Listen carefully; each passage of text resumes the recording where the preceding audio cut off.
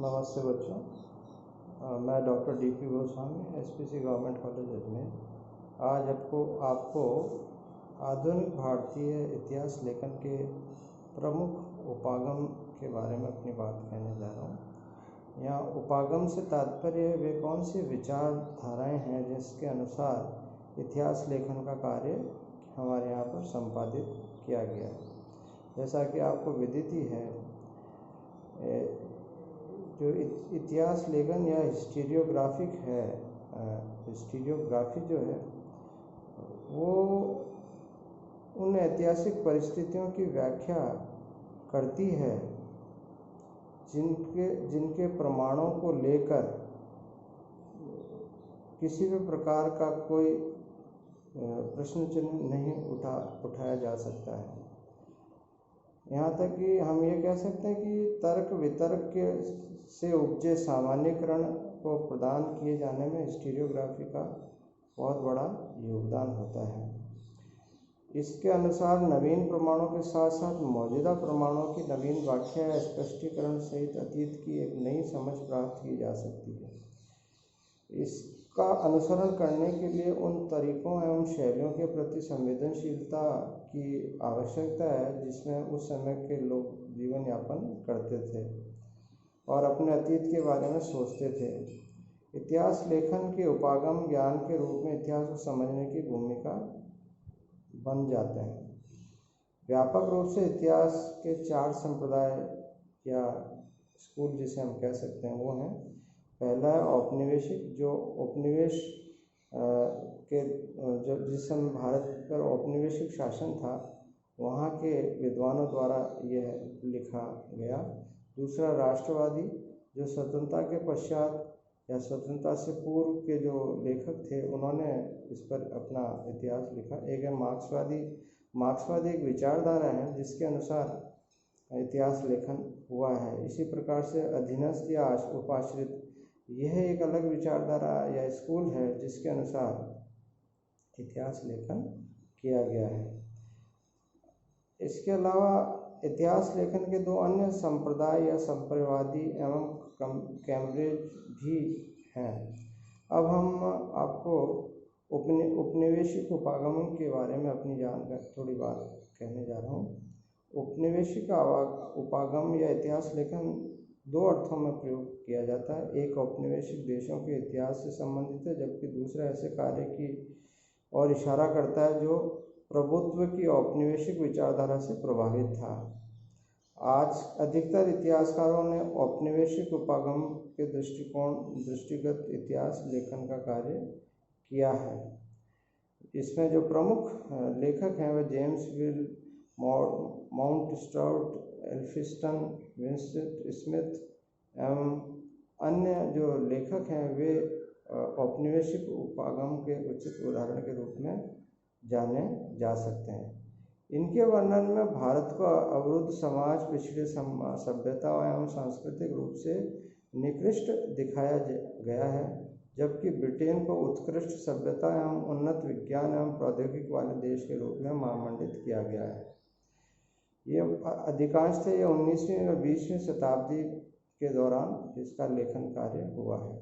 दूसरा है राष्ट्रवादी उपागम या स्कूल।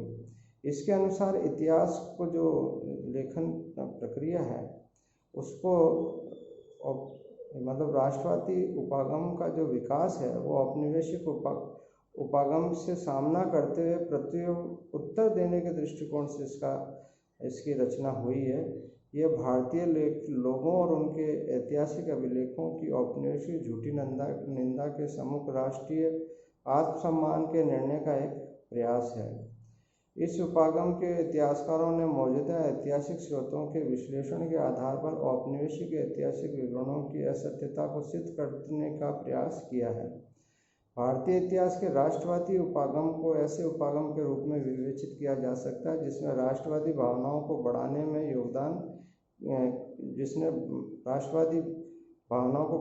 योगदान दिया और धार्मिक, जाति, भाषीय एवं वर्ग भेदभाव के सम्मुख लोगों को एकजुट किया। इस तरह के जो लेखक जो इतिहासकार हैं उनमें से प्रमुख नाम Dadabhai Naoroji, MG. Ranade, JV. Joshi, R. Siddhak, KT. Telang, GK. Gokhale and DI. Wacha जैसे गैर अकादमिक राष्ट्रवादी अर्थशास्त्रियों ने 19वीं शताब्दी के अंत में औपनिवेशवाद की विस्तृत वैज्ञानिक आलोचना विकसित की। 20वीं शताब्दी के पूर्वार्ध में के.टी. शाह, वी.सी. काले, सी.एम. वकील, डी.आर. गाडगिल, ज्ञानचंद, वी.आर.वी. वाडिया एवं मर्चेंट जैसे अकादमिक अर्थशास्त्रियों ने उनके पद चिन्हों का अनुसरण किया। तीसरा इसमें जो उपागम है वो मार्क्सवादी उपागम है। इसके अनुसार भारतीय इतिहास लेखन की अधिकांश प्रवृत्ति को किसी न किसी तरीके से प्रभावित किया है। भारतीय इतिहास के सभी क्षेत्रों में, चाहे ऐसे कला या विषय द्वारा विभाजित करें, मार्क्सवादी इतिहासकारों ने इसे महत्वपूर्ण योगदान किया है। विभिन्न क्षेत्रों में उनके कार्यों ने इतिहास लेखन के मार्ग एवं दिशा को परिवर्तित किया है। औपनिवेशिक साम्राज्यवादी संप्रदाय की तरह मार्क्सवादी इतिहासकारों ने औपनिवेशिक स्वामियों एवं अधीन लोगों के हितों के बीच प्रारंभिक संघर्ष एवं विरोध को स्पष्ट रूप से देखा जा सकता है। अगला जो संप्रदाय या उपागम है वो है अधीनस्थ या उपासित उपागम। अधीनस्थ या उपासित अध्ययन शीर्षक ऐसे विवरणों की श्रृंखला जिसे शुरू में रंजित गुहा के मतलब उनके नेतृत्व में प्रकाशित किया गया। उपानिस्थ उपागम संप्रदाय की शुरुआत मौजूदा इतिहास लेखन के आलोचक के रूप में 1980 के दशक में हुई और इस अपने प्रवर्तकों के माध्यम से अन्य ऐतिहासिक उपागमों पर लोगों की आवाज़ की उपेक्षा का आरोप लगाया है।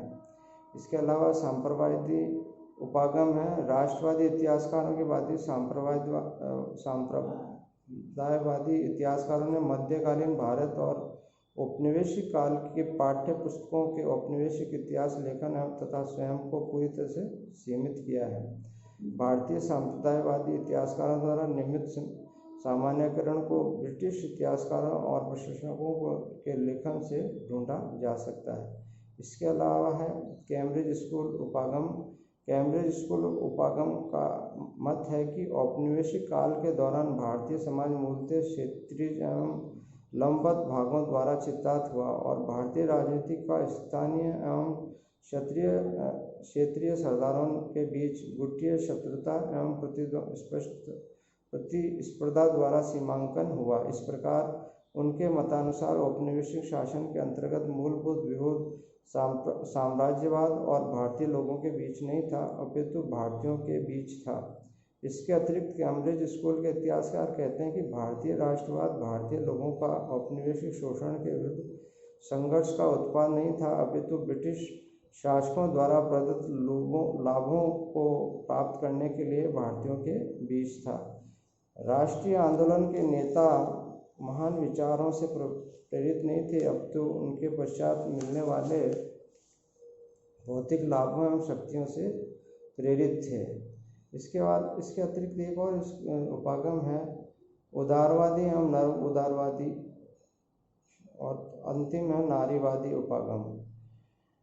उदारवादी एवं नव उदारवादी से तात्पर्य 1980 इनका जो पुनर्मूल्यांकन है 1980 के दशक से प्रारंभ हुआ। Ken M Hopkins, Patrick O'Brien, Davis M Huttenback इत्यादि इसके मुख्य रचयिता हैं।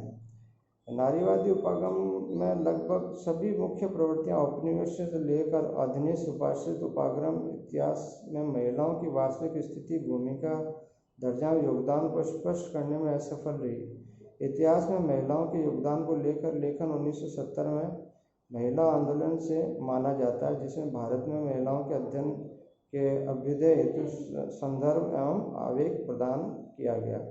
इस प्रकार से ये एक तरह से नया विचार जो था वो 1970 के पश्चात लागू हुआ, जो आज तक जारी है। धन्यवाद। कल हम कोई नया विषय लेंगे।